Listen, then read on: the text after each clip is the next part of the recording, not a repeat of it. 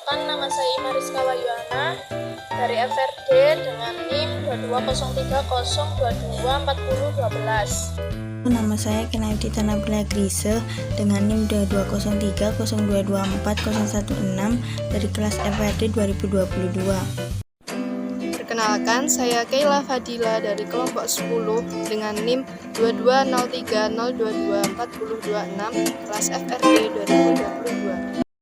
Nah, paragraf pembuka. Untuk menulis paragraf pembuka, maka digunakan dengan metode 5W+1H agar pembaca itu merasakan apa yang kita tulis. Di paragraf pembuka sebaiknya menggunakan kalimat-kalimat yang singkat atau tidak terlalu panjang, tetapi mengena pada inti-intinya. Lead atau paragraf pembuka ini memiliki macam-macamnya, yaitu yang pertama ada lead kutipan. Lead kutipan ini merupakan lead yang menggunakan kutipan baik secara langsung maupun tidak langsung. Kutipan yang digunakan di lead ini berasal dari ayat-ayat suci, undang-undang kenegaraan, ucapan para tokoh, sinetron, iklan, ataupun film. Penulis juga bisa memunculkan kutipan yang sebenarnya yang berasal dari hasil kontemplasi. Baiknya, untuk lead kutipan ini tidak menggunakan kutipan yang panjang. Kutipan yang dimunculkan cenderung pendek sebab digunakan hanya untuk pengantar. Nah, kutipan ini biasanya berada di pengantar atau kalimat awal. Kemudian ada lead metafor. Lead metafor ini merupakan lead yang menggunakan kata metafor atau gaya bahasa ungkapan. Lead metafor ini biasa ditaruh di kalimat awal dan ada pula yang ditaruh di kalimat akhir paragraf. Contohnya yaitu misal ada musang berbulu ayam, macan Asia, dan lain-lain. Kemudian ada lead imaji atau imajiner. Nah, lead imaji atau imajiner ini merupakan lead yang menggunakan imajinasi si penulis atau si pembaca. Lead imajiner ini biasanya itu mengajak pembaca untuk mengimajinasikan sesuatu, misal masalah politik, ekonomi, ataupun budaya. Nah, lead ini biasanya digunakan dengan menggunakan kata-kata seandainya, bayangkan, dan seumpamanya. Kemudian ada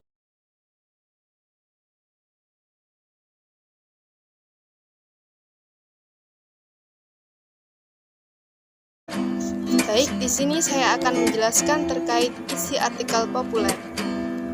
Penulis artikel populer harus bisa memberikan pengaruh terhadap pembaca dari segi kedalaman isi. Maka dari itu, penulis artikel populer harus memperhatikan beberapa hal berikut. Yang pertama, tulisan harus didasarkan pada evidensi. Maka dari itu, penulis artikel populer wajib menyertakan bukti-bukti empiris yang menunjang keilmiahan tulisan supaya tulisannya tidak terkesan seperti mendongeng saja. Yang kedua, isi tulisan artikel populer tidak mengandung isu sara. Yang ketiga, isi artikel populer harus sesuai dengan ideologi yang diusung oleh media yang dituju. Setiap media pasti memiliki ideologi yang diusung.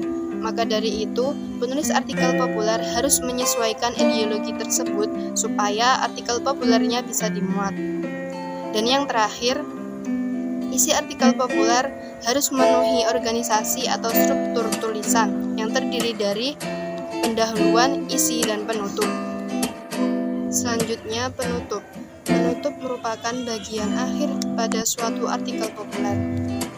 Kekuatan akhir dari suatu artikel populer yaitu keterkaitan antara judul, pembuka, isi, dan penutup. Jadi, antara judul, pembuka, isi, dan penutup ini harus saling bersangkutan. Pada bagian penutup, sebaiknya penulis artikel populer menyertakan beberapa hal berikut. Yang pertama, saran dan alternatif atau solusi yang berkaitan dengan fenomena yang telah dipaparkan pada bagian isi. Yang kedua, humor filosofis terkait dengan isi yang telah dibahas. Yang terakhir, refleksi atau gambaran atas artikel yang telah dipaparkan dapat berupa deskripsi, opini, evaluasi, analisis, kesimpulan, ataupun next planning rencana selanjutnya di masa yang akan mendatang. Demikian presentasi artikel populer kami dari kelompok 10. Apabila ada kesalahan kata atas pemaparan presentasi ini, mohon dimaafkan dan dimaklumi apa adanya. karena kami hanyalah manusia biasa yang tak luput dari kesalahan dan jauh dari kata sempurna. Kesempurnaan hanyalah milik Tuhan yang Maha Kuasa. Akhir kata, terima kasih atas perhatiannya. Wassalamualaikum warahmatullahi wabarakatuh.